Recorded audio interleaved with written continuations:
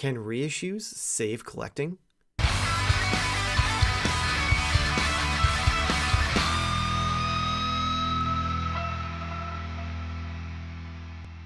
Hello and welcome to Modern Toy Fair, brought to you by our partner, Toytography Magazine, but more on that later. I'm your host, Mr. Modern Toy Fair, and I am joined by the man Modern Toy Fair has full custody over, the man known as Bearded Spice, the man Optimus Prime popped and he refuses to stop, the Twilight Knight, the Master of Mac, the three-pump chump of taking the show off the rails, Nate.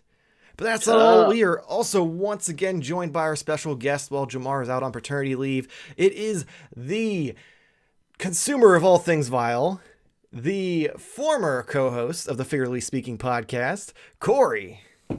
How you guys doing? Hello, everyone. Hello. I had to remember what I called you last week. I completely blanked there for a minute. Way to go. Oh, man.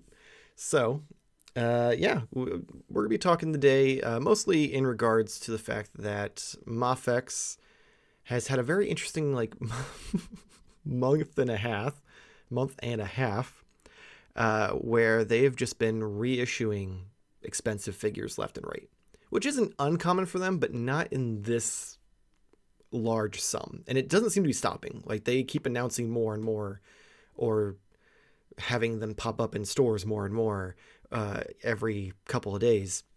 As of right now, since the beginning of the year, we've gotten the black and gray version of Hush Batman, the blue and gray versions of Hush Batman, Gambit, Psylocke, Classic Spidey, Webman, Carnage, and Wolverine, the Tiger Stripe version.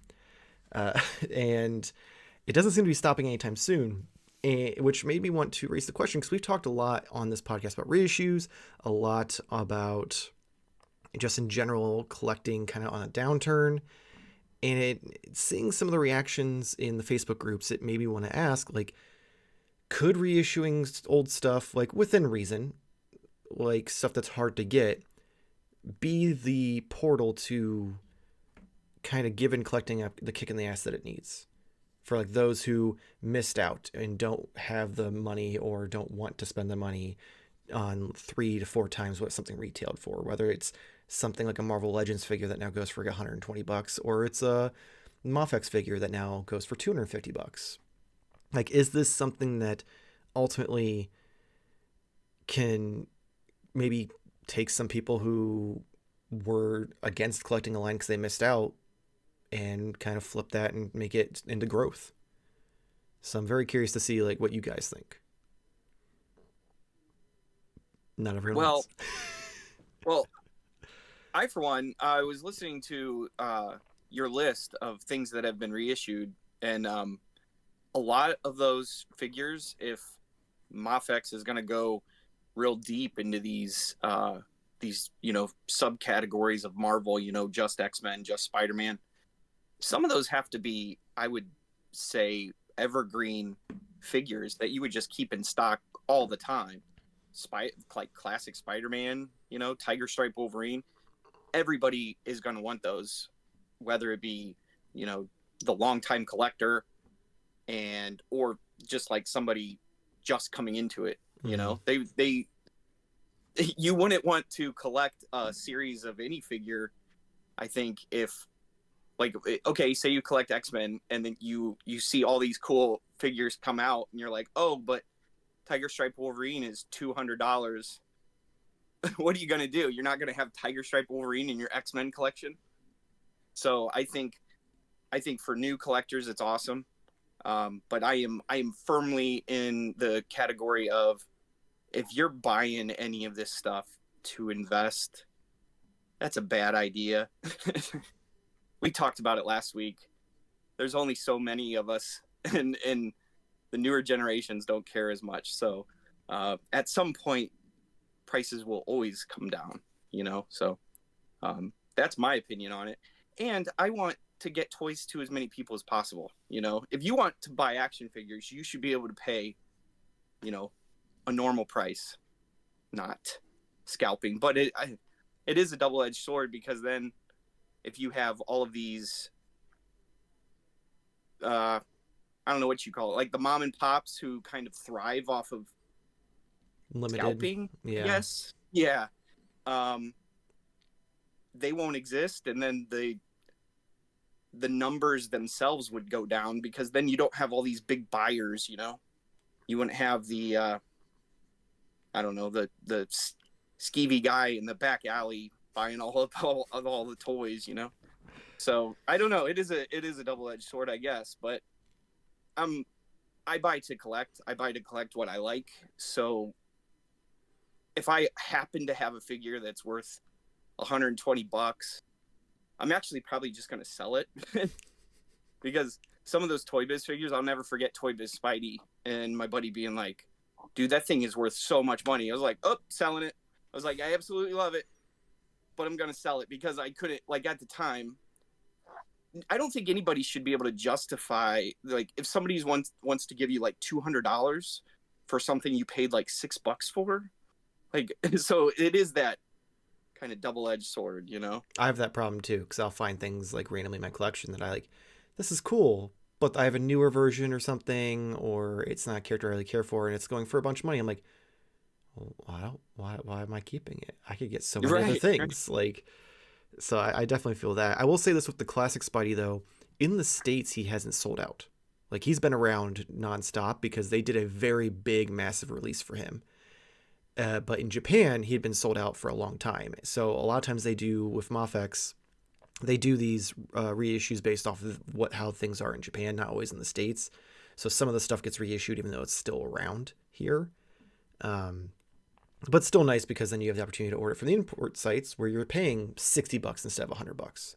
So I actually did have a question. I don't keep up on Mafex as much, but you said Webman?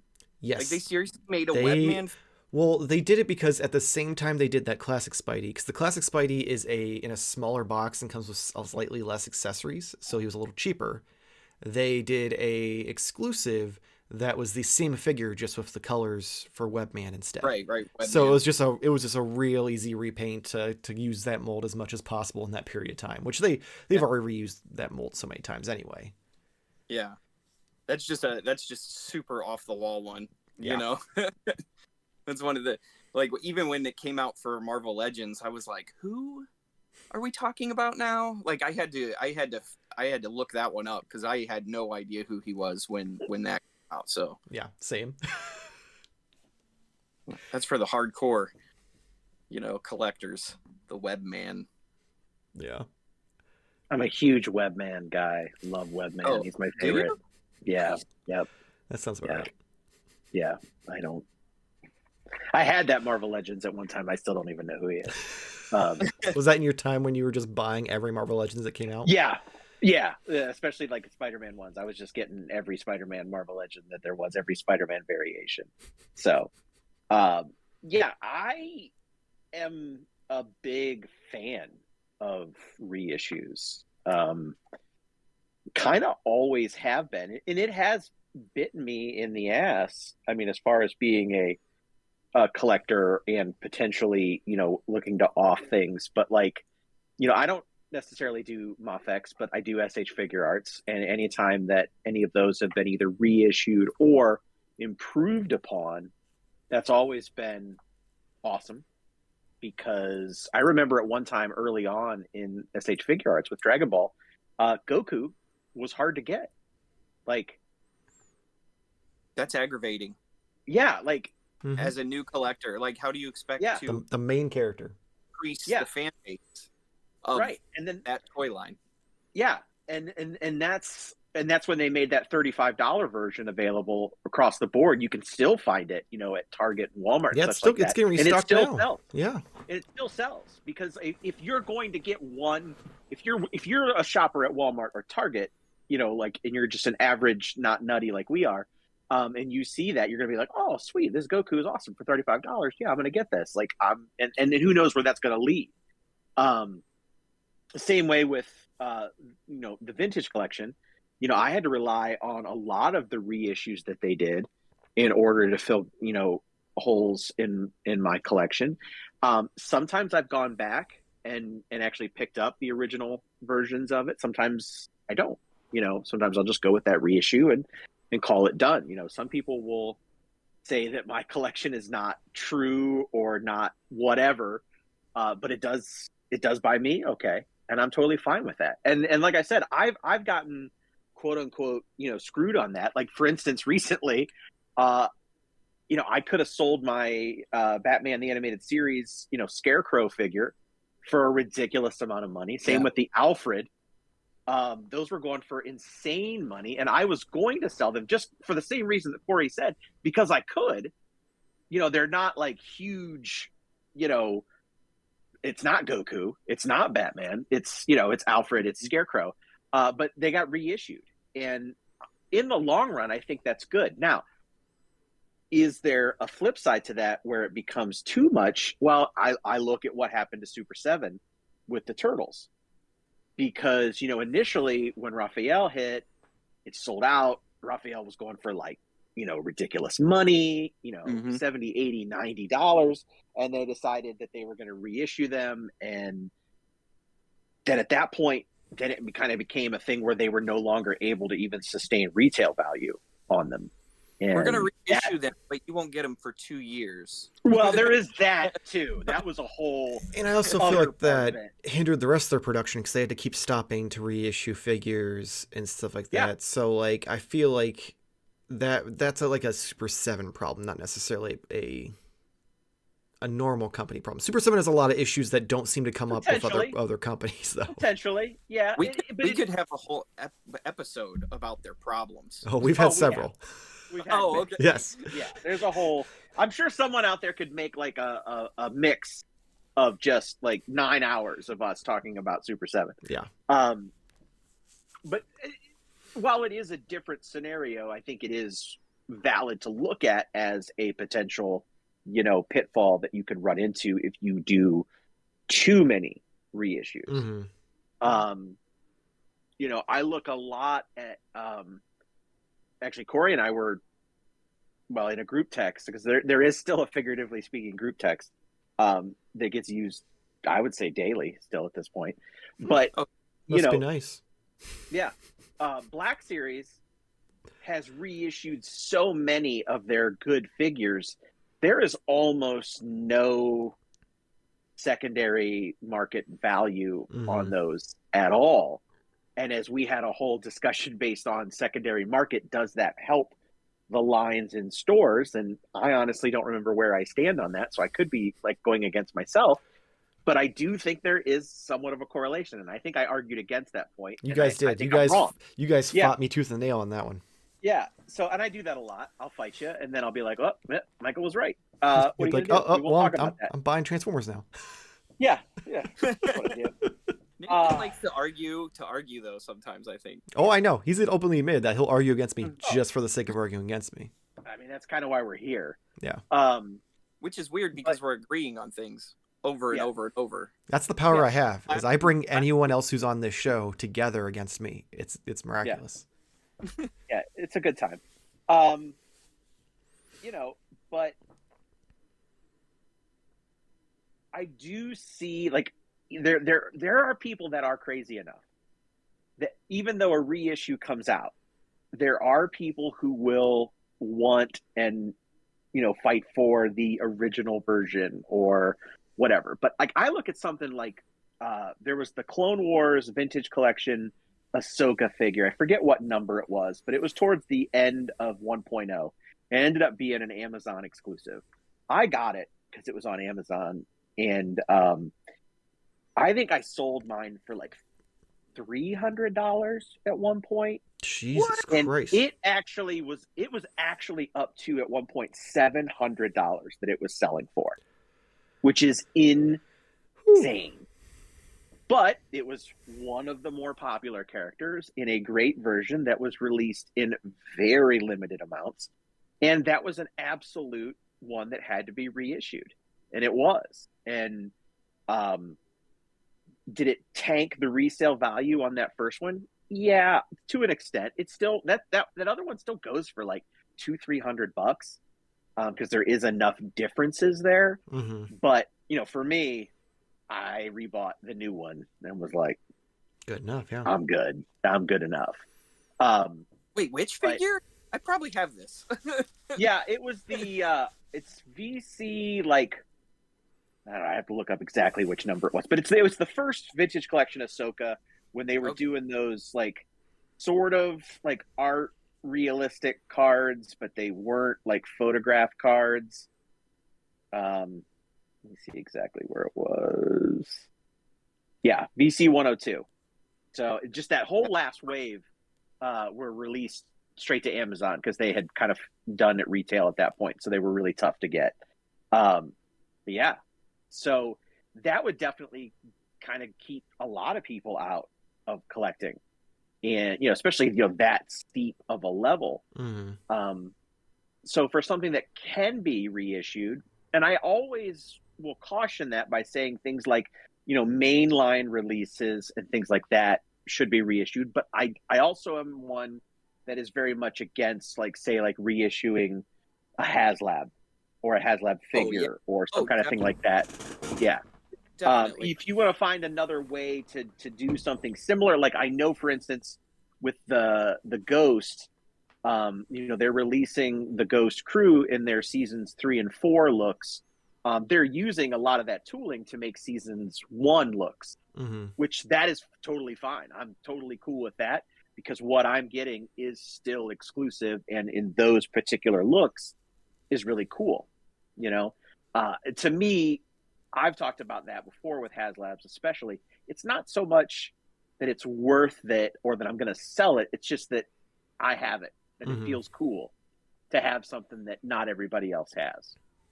And the whole nature of a HasLab is supposed to be, hey, if you don't get it right now, then it's not happening.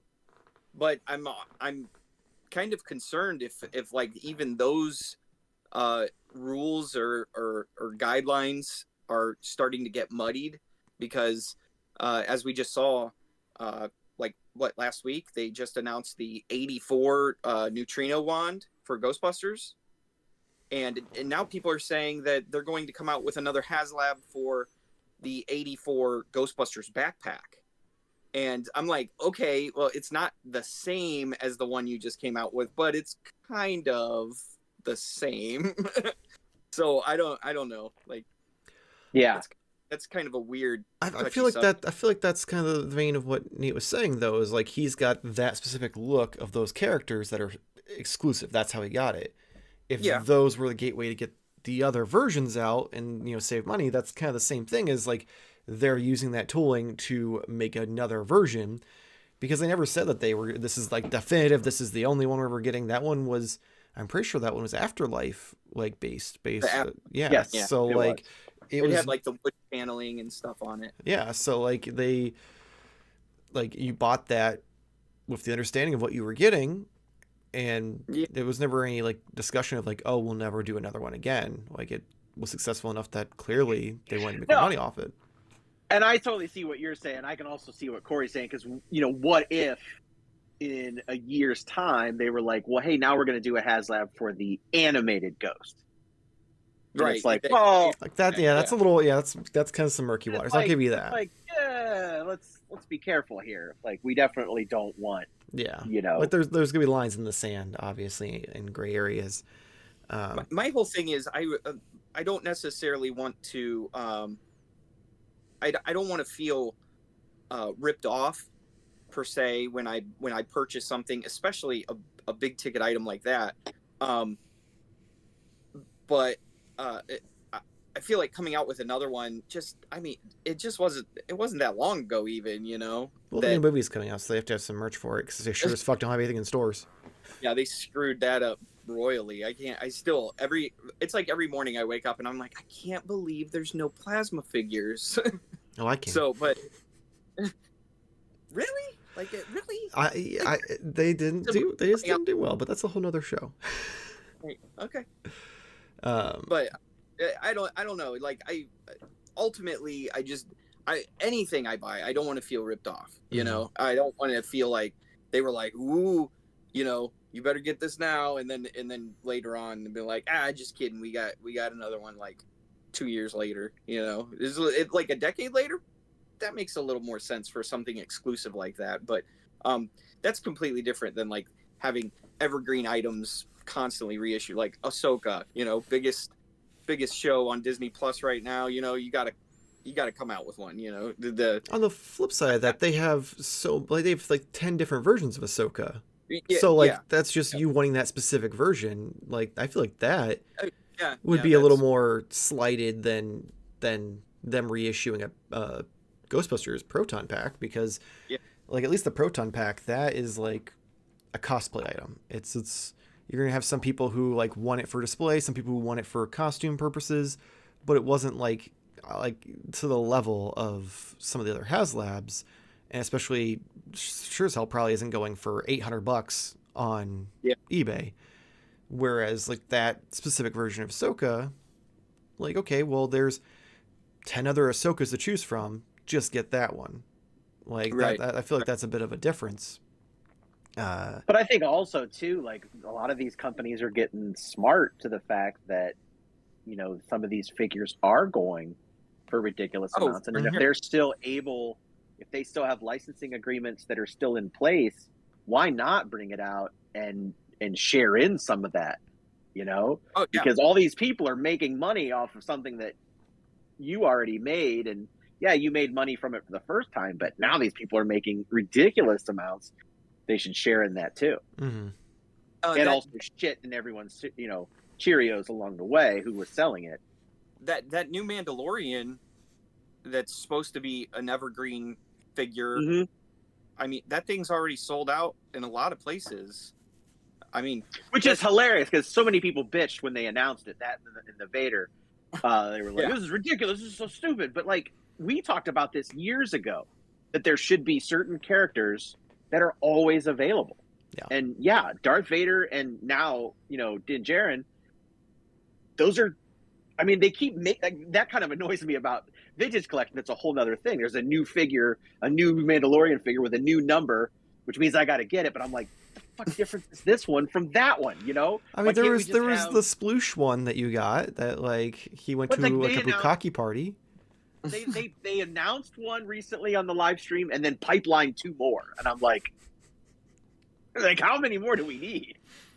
Oh man. He comes with a new hat. Yeah. Malibu Barbie. Yeah. Or Malibu Stacy, whatever it was.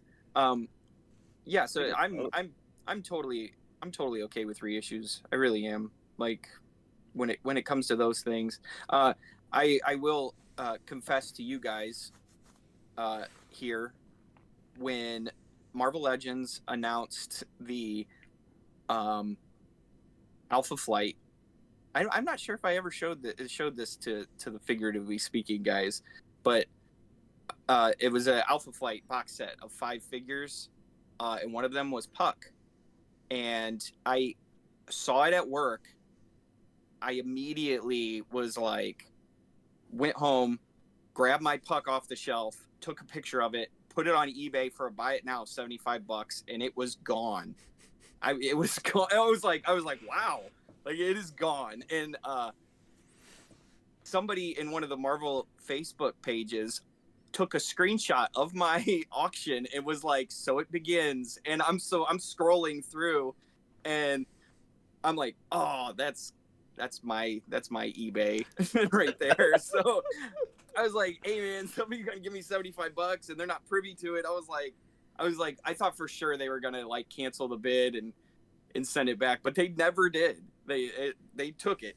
So I don't know. I felt pretty crummy afterwards in parts of me, but what are you gonna do? $20 is capitalism. $20. Yep, and you got to buy the box set for almost that amount. So yeah, right. Well, then the box set drops down to what? Like, wasn't it like $40? Yeah, so, it come down really low. Like, who really won here? Oh, Hasbro did. Yeah. So I do want to talk more about Hasbro because they've had some interesting reissues recently. But before we do, with all these reissues, we need to talk about some issues in general, and that is our sponsor, Toytography Magazine. Nate, would you kindly give us a dramatic reading about Toytography Magazine? Of course. If you have an interest in toy photography, and let's be honest, If you're watching this, you probably do. If you're looking to improve your camera skills or simply looking for inspiration, Toy Trifecta. Oh man, this is gonna get me. Toy Photography.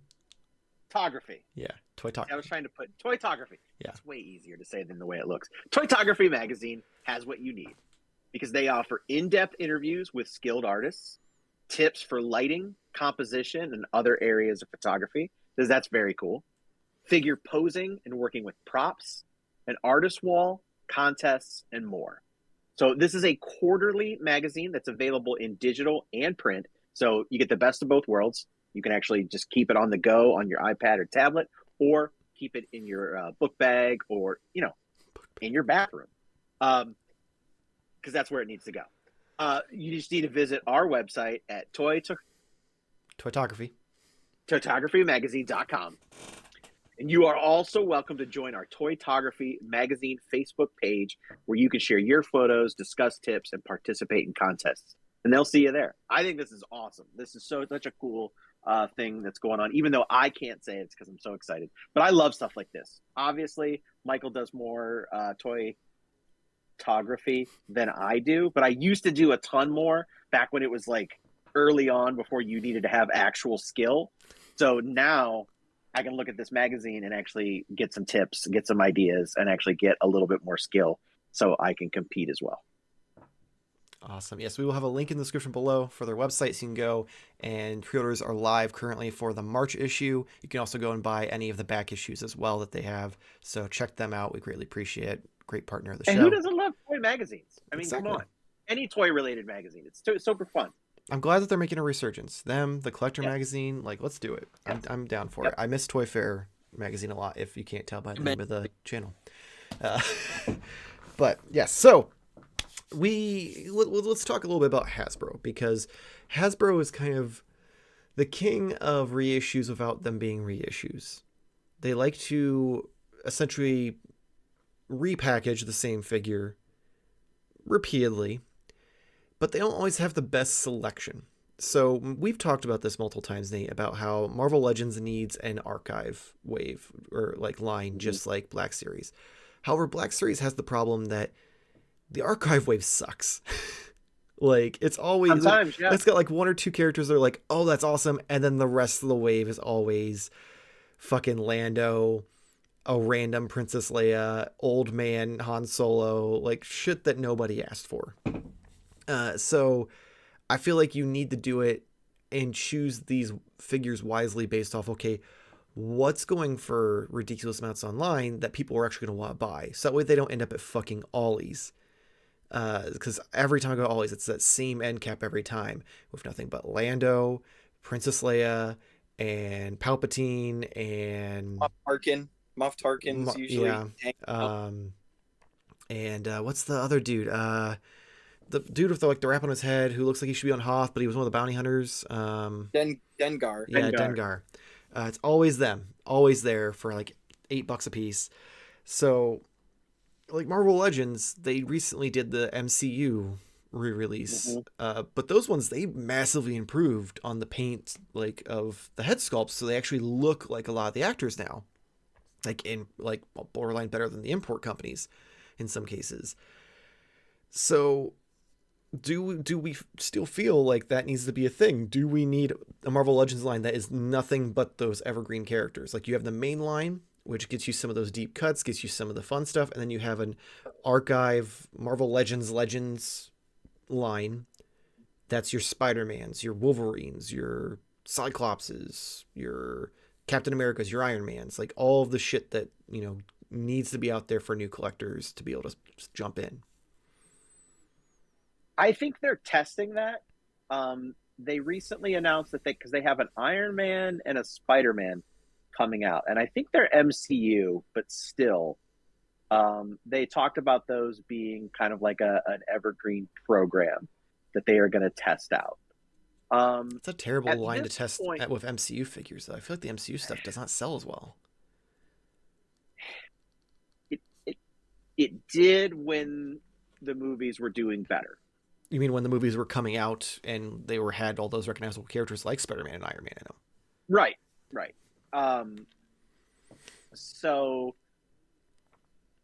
I don't at this point think that there needs to be an archive series. And I think even Star Wars probably no longer needs the archive series, but could do with a reissue in a wave here and there rather than having a whole line. At one time, the Emperor figure was really difficult to get. Either the original release or the Amazon exclusive. That one was really tough to get. So that one to me made sense as an archive figure. Skiff-Guard Lando made no sense because you could get that on Amazon still in the original packaging for the same price. It was still in stores on the retro card. Right. And then 2 months later, they announced the retro carded version. And I was like, we really don't need this now. Yeah. So that was really goofy. Maybe that was just a case of them, walking the factory floor and being like, so what's in that giant room over there? And they're like, that's the Lando room. We actually printed 300,000 Landos one day and we just didn't ship them to you because we didn't want to get in trouble. If we see like General Lando from Return of the Jedi get issued on an archive, card, then we know. Yeah. We know that things are fucked. Someone was quitting work that day. Like they're like, I'm done. And they just fucking hit the Lando button 3 times and every Lando ever got printed. Yeah. Poor Lando. Poor Billy Lando. B. Yeah. He deserves better. Because there is still vintage collection Landos on the shelf. And I think those came out like 4 years ago. Like, they're still out there. He's been put on clearance and off clearance so many times that it's really impressive. Nothing else. Yeah. So I do think though that Hasbro should continue to keep an eye on that, reissue where appropriate, or I think more so in the case of Marvel Legends, improve upon and re-release rather than reissue would be better. I think one here and there it works, but I think maybe a wave of 5 characters all at once, because absence does make the heart grow fonder. So if you find that that Captain America, that evergreen Captain America, that it's only going to be there for X amount of time, too. So I don't know. It's an interesting subject for sure, but I think a whole wave would probably sit for a while. Yeah, and I think the Marvel team does a good enough job of recircling back to certain characters. Yeah, it may not be that particular outfit or that particular storyline or whatever, but they'll have a Captain America, they'll have a Spider-Man, they'll have an Iron Man in a wave somewhere that will kind of help meet that demand. One thing that bugs me though is that they come out with figures of, they know that suit or that costume or that status is only going to be out for like 3 months maybe. Mm-hmm. It's not it's like if this is Marvel Legends, nobody needed a Hot Claws Wolverine, because everybody, as soon as Hot Claws came out and was a thing, people were like, no, you're not doing this. Hot Claws is stupid.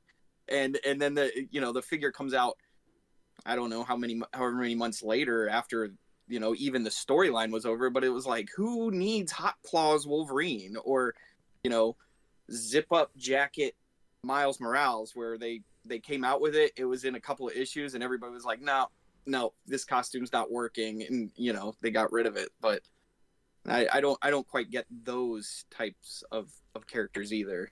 Like more definitive, you want a costume that's going to last, then I don't know, maybe have it in the books for more than 8 months or something like that. So I don't know. So a couple things with that. As far as the Legends part of Marvel Legends, I feel like if you stick to that name, then we literally would only have an archive line. It would just be those same 15 characters over and over in the same costumes. So Legends, I feel like it's just a name. It's not like meant to be like Star Wars Black Series doesn't mean that all the characters are Darth Vader. Do you know that Black Series was a placeholder? That doesn't surprise me. Yeah. With the fact that all of their stuff ships with like fake names and stuff, it doesn't surprise me that was originally a placeholder. Yeah, it wasn't. It was just like, because everything's themed now. You have the Indiana Jones Adventure series and the Ghostbusters Plasma series and the Power Ranger Lightning collection. Yeah, Black Series was just. We'll come up with a better name later. Jeff didn't come up with that name in time before things started printing, and they were like, well, shit, I guess it's Black Series now. Yep. So it could have just Star Wars Legends. Yeah. Been like 6 inches across the board Legends. Yep. So as far as the archive style wave for Marvel Legends, I think we are looking at it too much through the collector, like current collector eyes, and not getting new people in the line, because that's ultimately what it needs to be used for. It needs to be used as a way to get new collectors and grow the collecting community, so that way it doesn't die off in like 30 years or 30, 40 years when we're all dead.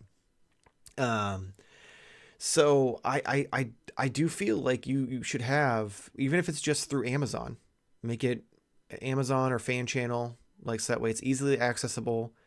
Just a wave of 5 figures each year or each quarter that are evergreen characters in their like most recognizable costumes, the most updated current version.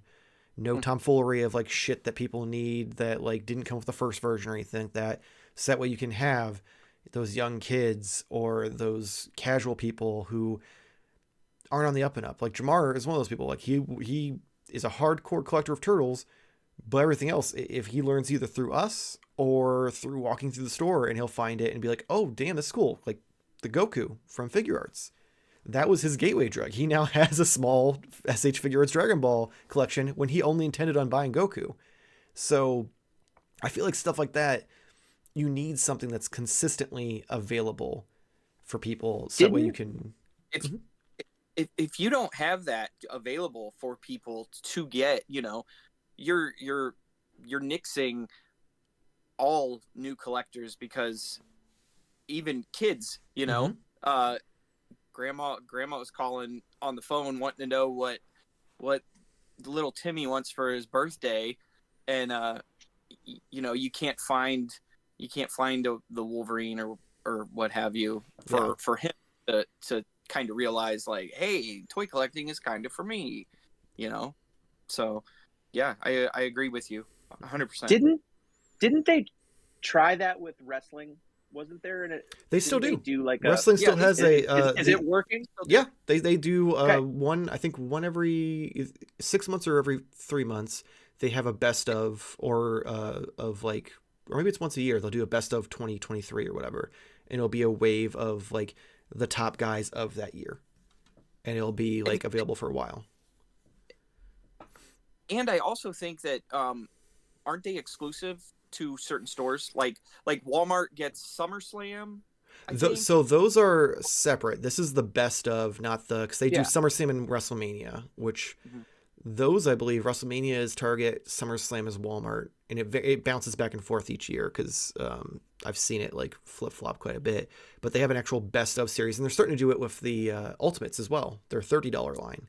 The Ultimates are getting a best of where they're reissuing the like Triple H and Hollywood Hulk Hogan, Bret Hart, the Ultimate Warrior. Like they have a bunch of them that they're reissuing, so that way people who are just now getting into the Ultimates line don't have to go and pay $200 for a Triple H figure that's honestly outdated, but the only Ultimate version they have, because they only do so many Ultimates per year, because it's a more expensive line.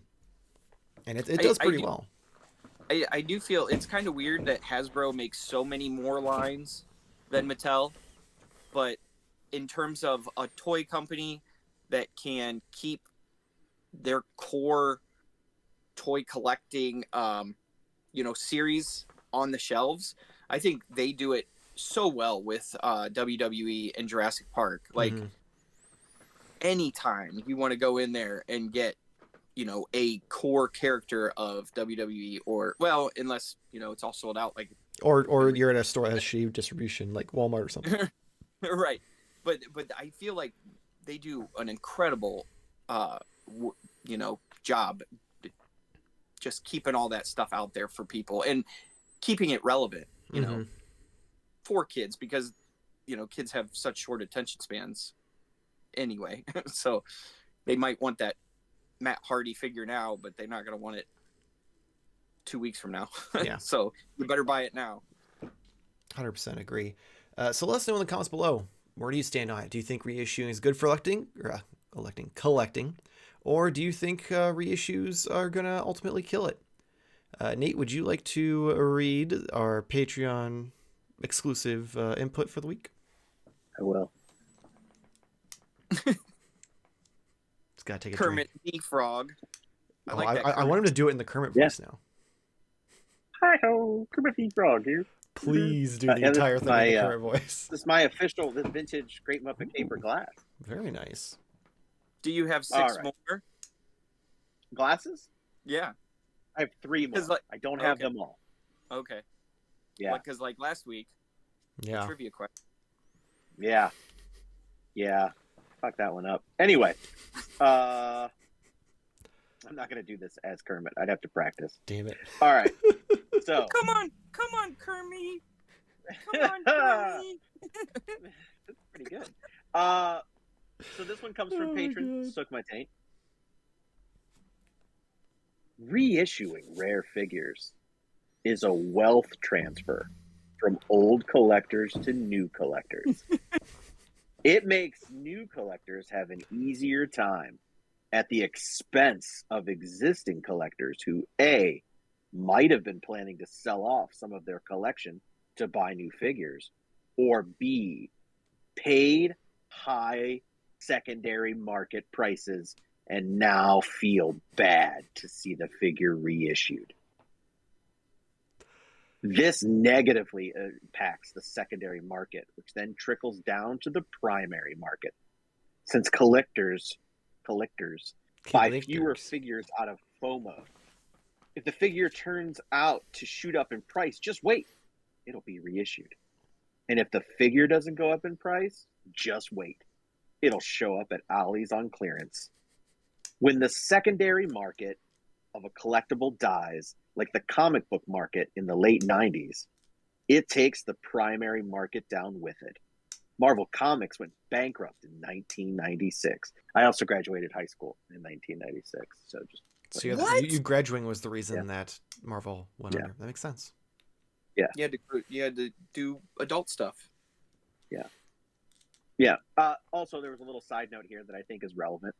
How did Jarmar hide his pregnancy from us? He never showed his abdomen on camera. And from now on, I demand weekly belly checks on all hosts. Listen, we went the Huxtable route. We just, hid him behind a bunch of things until the baby bump, popped out. Yeah. Belly check. We all just do the truffle shuffle every week. Like I said, I was just at a tap takeover, so my belly is full. All right. Well, on that note, if you enjoyed this video, please make sure to like and subscribe. It helps us out and gets you a bunch of toy-related content in your feed. We've got reviews, how to post videos, customizing videos, weekly toy hunts, weekly live streams, weekly podcasts, all sorts of stuff. Check it all out. We greatly appreciate it. If you're a fan of the channel and you'd like to help us out, though, you can head down to patreon.com/Modern Toy Fair, where we have a bunch of different tiers of different options. You can submit input for the weekly episodes. You can get episodes of the podcast and the toy hunts early. You can get physical prints of the photos I take, all sorts of stuff. Check that out. We have free trials, link in the description below. You can check us out on Instagram, Twitter, and TikTok at Modern Toy Fair. Cory, would you like to let everyone know where they can find you? You can find me on Instagram, Twitter. I'm on Threads now. I don't quite understand that. The other one, all of them, just at Vile Consumption. I grab that across the board, but I don't get most of them. I don't understand most of them, and so you'll see me fumble around quite a bit. But I'm always posting nostalgia-related artwork and horror stuff. So if you like gross things or things that are from the past, I'm your guy. Or gross things from your past. Ooh. Gross things from my past. Correct. Yeah. Oh, no. Links will be in the description below for some of his social medias as well. Nate, what do you have for us this week?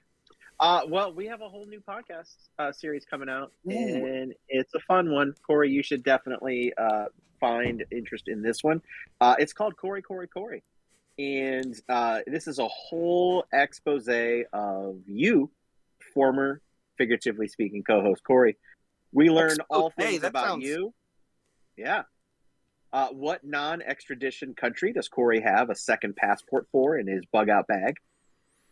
Which reality television celebrity did Cory impregnate after a romantic tryst in Paris? What does Cory really think of men who wear fingerless gloves? You can find out if you tune in. You'll discover all about Cory to literally speak on his eponymously named podcast. Awesome. Make sure to check that out. And hopefully we'll see you next week. Same toy time, same Toy Fair channel. Thank you for watching. I have so many fingerless gloves. So many fingerless gloves. To do it now. All right. A huge thank you to our Patreon members. Is that what it is? Are they members? Or are they followers? Sukma Tank, Jason Miller, Havin Hernandez, Aaron Samples, the 45th Lyric, Christopher, and last but not least, Boogeyman 13.